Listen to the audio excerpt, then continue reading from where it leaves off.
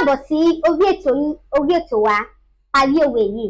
Gẹ́gẹ́ bẹ́ẹ̀ ṣe mọ̀, ẹni tó bá parí òwe méjèèjì yìí tí mo fẹ́ béèrè tó sì dáhùn rẹ̀ dáadáa, ó ní àǹfààní sí ẹgbẹ̀rún 5 ìyẹn 5,000 naira.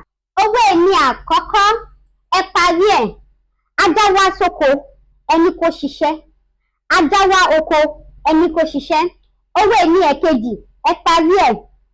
Àìsí ọkùnrin nínú obìnrin ṣe kíni? Àìsí ọkùnrin nínú obìnrin ṣe kíni? Ẹ fi ìdáhùn yìí sí apá àkọsílẹ̀. Drop your answer in the comment section. Ibẹ̀ ni mo máa ti mú ẹni tó yege tó sì gba òwe mi dáadáa tó lẹ́tọ̀ọ́ sí ẹgbẹ̀rún 5 ìyẹn 5,000 naira.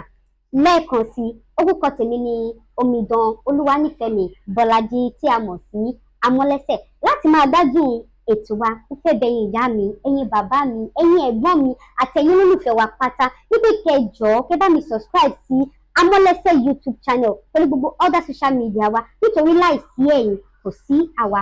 Ojú tẹ́ fi ń wò mí ò ní fọ́, bẹ́ẹ̀ ni etí tẹ́ fi ń gbọ́ mi ò ní di. Ẹ jẹ́ ká gbé àṣà wa lárugẹ. Remember, our culture is our heritage. Thank you.